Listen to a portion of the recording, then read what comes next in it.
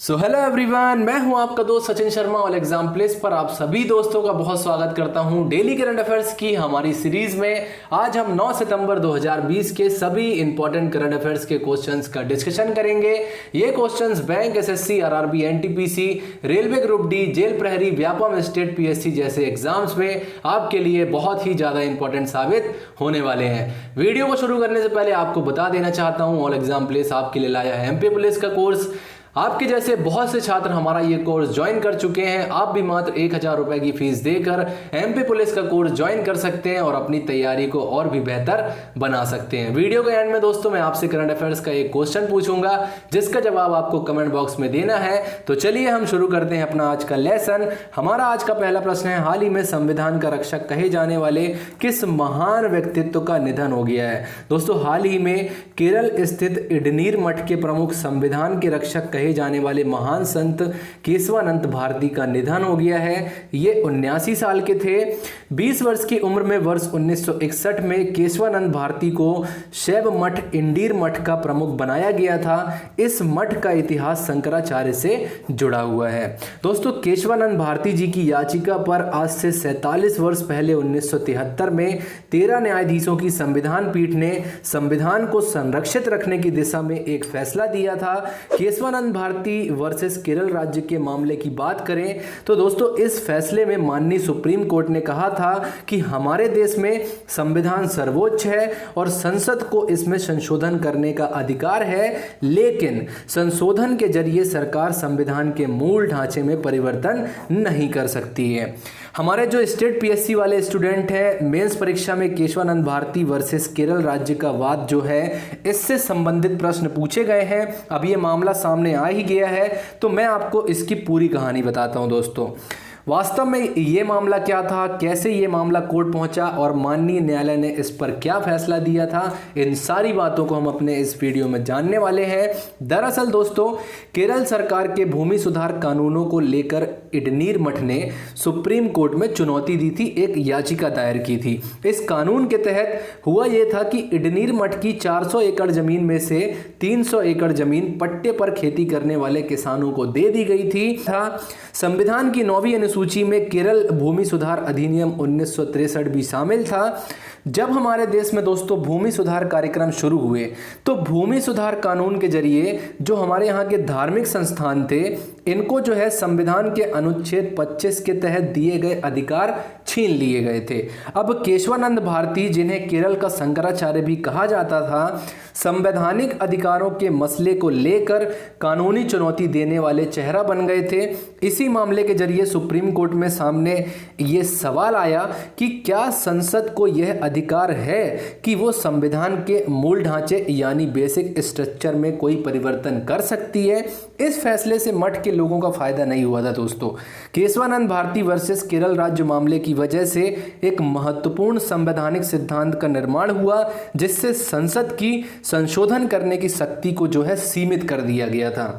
इस मामले में दोस्तों लगभग 68 दिनों तक सुनवाई चली थी और तत्कालीन मुख्य न्यायाधीश एस.एम. सीकरी की अध्यक्षता वाली 13 जजों की बेंच ने यह ऐतिहासिक फैसला सुनाया था कि संसद के पास संशोधन यानी अमेंडमेंट करने की शक्ति तो है, लेकिन संविधान के मूल ढांचे यानी बेसिक स्ट्रक्चर में परिवर्तन नहीं किया जा सकता है और कोई भी संशोधन हमारे संविधान की प्रस्तावना जो हमारी जो प्रियम्बल है इसके खिलाफ नहीं हो सकता है। यह मामला ऐतिहासिक रहा क्योंकि इस मामले में संविधान को सर्वोपरि माना गया। अब आप सोच रहे होंगे कि बेसिक स्ट्रक्चर या मूल ढांचे का क्या मतलब हुआ। दोस्तों वैसे तो माननीय न्यायालय ने मूल ढांचे के बारे में विस्तृत वर्णन नहीं किया है, किंतु न्यायिक समीक्षा, जुडिशियल रिव्यू, पंथनिरपेक्षता, स्वतंत्र चुनाव व्यवस्था, लोकतंत्र के संविधान का मूल ढांचा कहा गया है। सुप्रीम कोर्ट ने कहा कि संसद संविधान के मूल ढांचे को नहीं बिगाड़ सकती है। प्रस्तावना यानी प्रियम्बल हमारे संविधान की आत्मा है और हमारा पूरा का पूरा संविधान जो है हमारे प्रियम्बल, हमारी प्रस्तावना पर आधारित है। दोस्तों केशवानंद भारती मामले में केशवानंद भारती को मिली प्रसिद्धि के बावजूद भी इस मठ को कोई ज़्यादा फायदा नहीं हुआ, बल्कि हमारे देश के जो लोग हैं इनको इस मामले की वजह से बहुत ज़्यादा फायदा हुआ था। इसके पहले दोस्तों 11 जजों की संविधान पीठ ने जो है गोलकनाथ वर्सेस पंजाब राज्य के मामले में ये कहा था कि हाँ, जो मूल ढांचा है इस पे संसद परिवर्तन कर सकती है, लेकिन जब ये केशवानंद भारती वर्सेस केरल राज्य का मामला आया, इसके बाद जो है ये फैसला लिया गया कि संसद जो है वो संविधान के मूल ढांचे में यानी बेसिक स्ट्रक्चर में परिवर्तन नहीं कर सकती है। इस फैसले के बाद दोस्तों दुनिया के बहुत सारे ऐसे देश थे जिन्होंने भारत के इस फैसले को मान करके और अपने देश में भी इस संबंध में बहुत सारे फैसले दिए थे। तो हमारे जो भारतीय इतिहास में है सबसे ज़्यादा जजों की अगर कोई बेंच रही है तो वो रही है केशवानंद भारती मामले में, जिसमें 13 जजों की संविधान पीठ ने जो है फैसला दिया था। लौटते हैं प्रश्न पर। प्रश्न में हमसे पूछा है कि संविधान का रक्षक कहे जाने वाले किस महान संत का निधन हो गया है, तो ए केशवानंद भारती जी जो हैं इनका बीते दिनों निधन हो गया है। हमारा अगला प्रश्न है दोस्तों, अंतर्राष्ट्रीय साक्षरता दिवस कब मनाया जाता है। दोस्तों प्रत्येक वर्ष 8 सितंबर को इंटरनेशनल लिटरेसी डे मनाया जाता है। 8 सितंबर को विश्व स्तर पर अंतर्राष्ट्रीय साक्षरता दिवस मनाया जाता है। इस दिन को मनाने का उद्देश्य वैश्विक स्तर पर व्यक्तियों, समुदायों, हमारे समाज को साक्षरता के महत्व के बारे में जागरूक करने के उद्देश्य से मनाते हैं। वर्ष 2020 का साक्षरता दिवस literacy, teaching and learning in the covid crisis and beyond की थीम पर बेस्ड है। तो हमारा जो प्रश्न 2 है कि अंतर्राष्ट्रीय साक्षरता दिवस कब मनाया जाता है, तो ये मनाया जाता है बी 8 सितंबर को। हमारा अगला प्रश्न है कि हाल ही में सरकार ने किस नाम से मानसिक स्वास्थ्य पुनर्वास हेल्पलाइन शुरू की है। दोस्तों रिसेंटली हमारे सामाजिक न्याय और अधिकारिता मंत्रालय ने एक टोल फ्री मानसिक स्वास्थ्य पुनर्वास हेल्पलाइन सेवा किरण को शुरू किया है। कोरोना वायरस महामारी की वजह से बहुत सारे लोग मानसिक स्वास्थ्य से संबंधित बीमारियों से जूझ रहे हैं। इन्हीं बढ़ते मामलों को देखते हुए ही सरकार ने जो है इस हेल्पलाइन को शुरू किया है। हेल्पलाइन नंबर 1800-500-0019 मानसिक रूप से बीमार व्यक्तियों को राहत देने में मदद का कार्य भी करेगी। तो हमारा जो प्रश्न है कि सरकार ने किस नाम से मानसिक स्वास्थ्य पुनर्वास हेल्पलाइन शुरू की है, तो ये की है सी किरण। हमारा अगला प्रश्न है, राष्ट्रपति ट्रंप ने किस स्थान को पहली world war second heritage city घोषित किया है।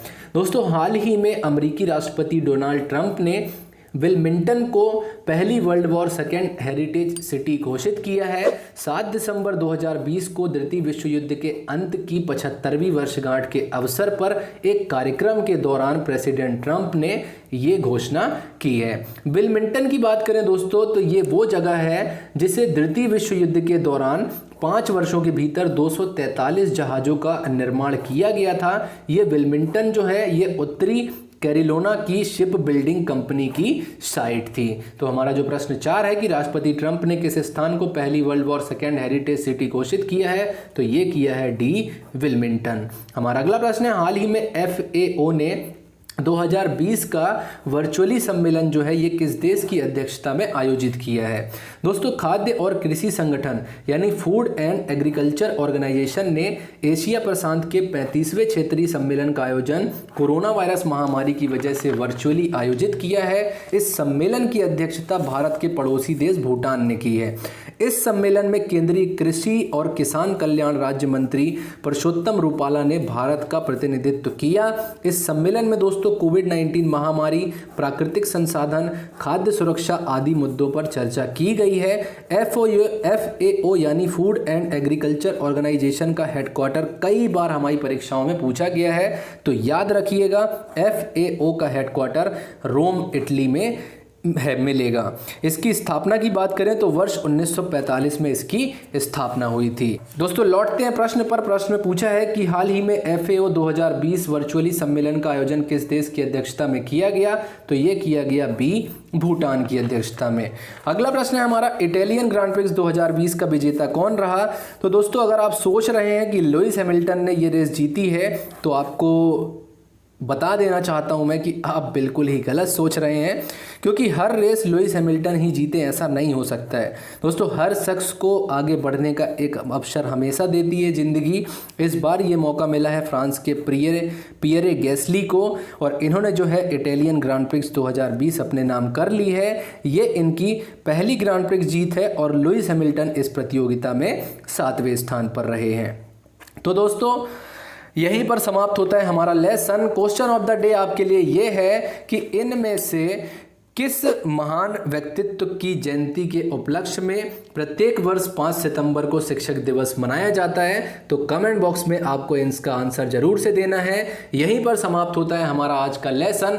उम्मीद करता हूं आपको हमारी करंट अफेयर्स की ये सीरीज काफ़ी पसंद आ रही होगी। अगर आप हमारे चैनल पर नए हैं और अभी तक आपने हमारे इस चैनल को सब्सक्राइब नहीं किया है दोस्तों, तो अभी इस चैनल को सब्सक्राइब करें। और जिन छात्रों ने हमारे चैनल को सब्सक्राइब कर दिया है उनका मैं हृदय से धन्यवाद करता हूं। आपसे मिलेंगे अगले वीडियो में, तब तक के लिए नमस्कार, जय हिंद, जय Bharat and thanks for watching this video.